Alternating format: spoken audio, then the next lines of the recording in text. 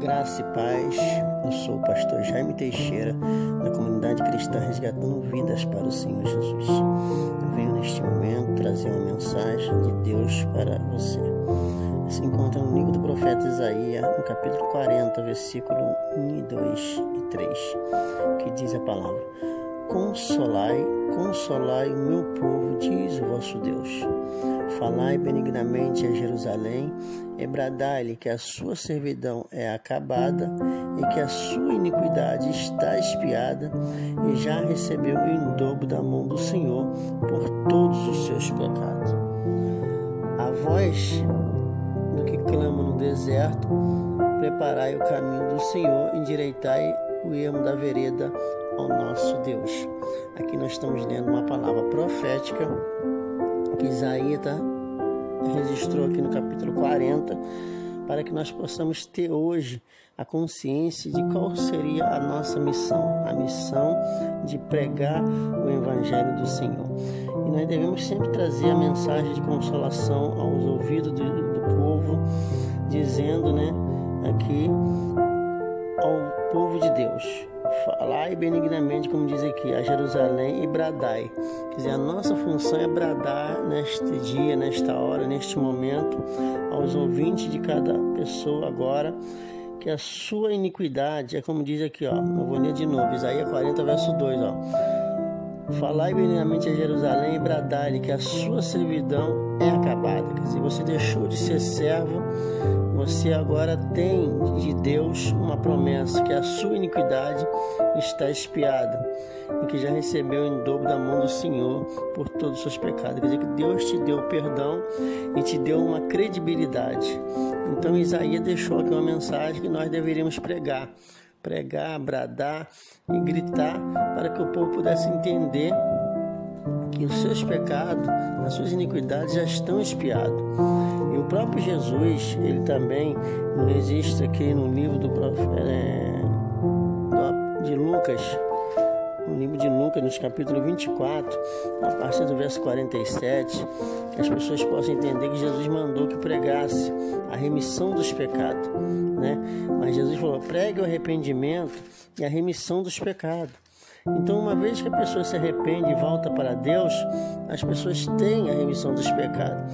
Então aqui diz, que em seu nome se pregasse o arrependimento e a remissão dos pecados em todas as nações, começando por Jerusalém. Então, o meu objetivo agora nesta manhã é levar a você a voltar para Deus, a se arrepender, para que você tenha os seus pecados perdoados, para que as suas iniquidades sejam expiadas automaticamente quando você volta para Deus, quando você deixa de seguir o seu caminho. A Bíblia nos mostra uma mulher que vivia no ato de prostituição. Ela foi pega em adultério e levada até o Senhor Jesus. E quando ela estava ali diante do Senhor Jesus, e ali eles começaram a acusá-la. E Jesus falou: quem não tem pecado, atira a primeira pedra. E todos foram saindo de um a um, porque Jesus estava ali no chão, escrevendo no chão o nome dos fariseus ali, porque os fariseus eram aqueles que não praticavam a justiça de Deus. E Jesus, ao olhar para aquela mulher, perguntou: que de seus acusadores? Eles não te condenam? E nem eu te condeno. Porque eles não pôde condenar, que eles também estariam em pecado, porque eles não creram em Jesus. Mas aquela mulher creu em Jesus. Jesus falou para ela: olha, vai e não peques mais. Quer dizer, nunca mais se afaste de Deus. Continue com Deus. Vai, não peques mais. Então Jesus, ele nos ensina que nós devemos viver hoje para Deus. Porque a Bíblia fala que o tempo que nos resta na carne hoje, depois de recebermos a remissão dos nossos pecados, nós não temos que viver para a carne, mas temos que viver para Deus. Então eu quero deixar esta mensagem que vai vir abençoar a sua vida, porque a Bíblia fala que nós só podemos ser libertos pelo conhecimento da verdade. E Jesus morreu naquela cruz porque ele havia tirado nossos pecados no ato do seu batismo, foi levado para o deserto, e ao voltar do deserto ele bradava dizendo que perdoados já estão os seus pecados. E ali ele livrou o povo da lei do pecado. E na morte na cruz ele livrou-nos ali da morte, porque a Bíblia fala em Romanos 8, verso 2, que a lei do Espírito de vida em Cristo Jesus me livrou da lei do pecado e da morte. Então ele nos livrou da lei da morte ali na cruz do Calvário, morrendo por nós, para que o sangue dele, sendo derramado, ele purifica a nossa consciência das obras mortas, para que a gente possa servir ao Deus vivo. Então o meu objetivo é levar você a ter esse conhecimento, porque a Bíblia nos exorta dessa maneira, que quem comete pecado é do diabo. Por isso a Bíblia nos revela aqui, em 1 João capítulo 3, ele fala assim no verso 7, filhinho, ninguém vos engane, quem pratica a justiça é justo assim como ele é justo. Quem comete o pecado é do diabo, porque o diabo peca desde o princípio. Mas para isto o Filho de Deus se manifestou para desfazer as obras do diabo. Qualquer que é nascido de Deus não comete pecado, porque a sua semente permanece nele. E não pode pecar, porque é nascido de Deus. Nisso são manifestam os filhos de Deus e os filhos do diabo. Qualquer que não pratica justiça e não ama o seu irmão, não é de Deus.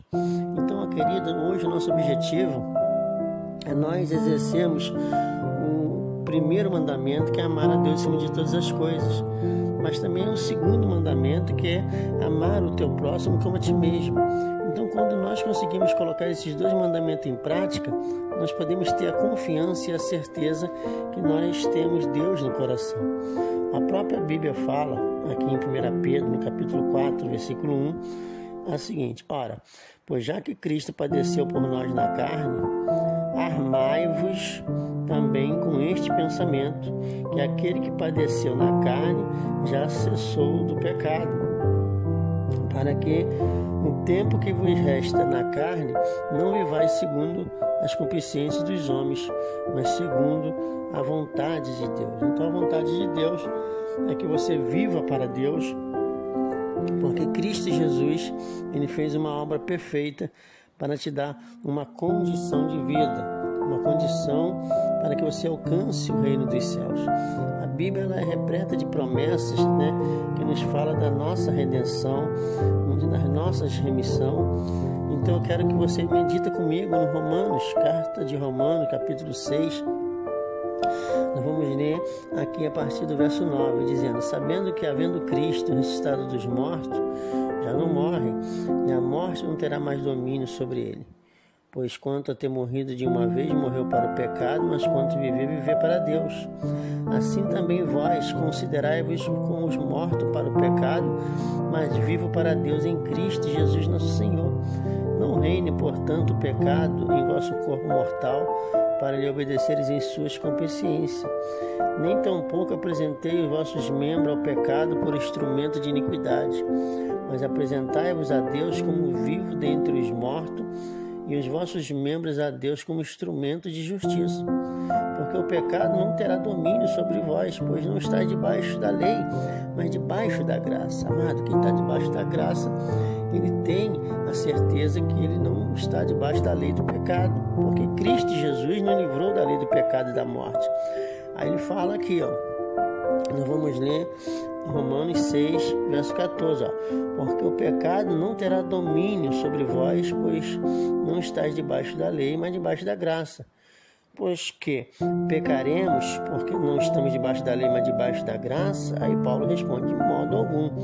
Não sabeis vós a quem vos apresentardes por servo para lhe obedecer?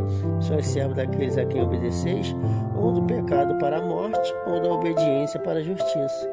Aí Paulo resume: mas graças a Deus que, tendo sido servo do pecado, obedeceste de coração à forma de doutrina a que fostes entregue, e liberto do pecado, foste feito servo da justiça de Deus. Então eu quero que você entenda isso, que você foi feito servo da justiça de Deus. Você se tornou um justo de Deus, um filho de Deus, porque a Bíblia nos registra isso. Se você ler Romanos capítulo 5, a Bíblia está aqui nos orientando a partir do versículo 17, porque se pela ofensa de um só a morte reinou por esse, muito mais os que receberam a abundância da graça e o dom da justiça reinarão em vida por um só, Jesus Cristo. Pois assim como por uma só ofensa veio o juízo sobre todos os homens para a condenação, assim também por um ato de justiça veio a graça sobre todos os homens para a justificação da vida. Porque como pela desobediência de um só homem, muitos foram feitos pecadores, e todos se tornaram pecadores em Adão. Assim, pela obediência de um, muitos serão feitos justos. Então você foi feito o justo de Deus, o Filho de Deus, e nós temos que pregar hoje o arrependimento e a remissão dos pecados. Nós temos que bradar que a sua servidão está acabada, que o seu pecado, a sua iniquidade está expiada e que o povo recebeu em dobro da mão do Senhor. Mas infelizmente as pessoas estão no mundo, no pecado, e eles vêm hoje para dentro da igreja e continuam sendo pecador.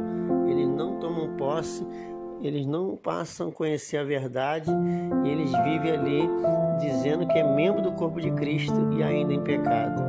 Como pode uma pessoa ser membro do corpo de Cristo e em pecado? Como Jesus pode ser cabeça de um corpo em pecado? É impossível. Mas nós temos que entender, como o próprio Senhor Jesus disse: aquele que me ama, o meu Pai o amará. Viremos para ele e faremos nele morada. Então, se Deus quer fazer morada no meu e no seu coração, é para nos dar hoje uma condição de ser templo de Deus, casa de Deus, e não oficina do pecado, nem oficina do diabo, mas casa de Deus, templo de Deus. Mas para que Deus possa habitar em nós, nós temos que ter um coração limpo. Jesus disse: vós estáis limpos pela palavra que vos tenho dito. Então é pela palavra: conhecereis a verdade vos libertará. Porque se o Filho vos libertar, verdadeiramente tu serás livre. Você é livre para adorar, livre para servir, livre para caminhar com Deus. Então Deus tem colocado você num caminho, e esse caminho é Jesus Cristo. Ele disse: eu sou o caminho, a verdade e a vida. Ninguém vem ao Pai senão por mim. Então Jesus é o caminho.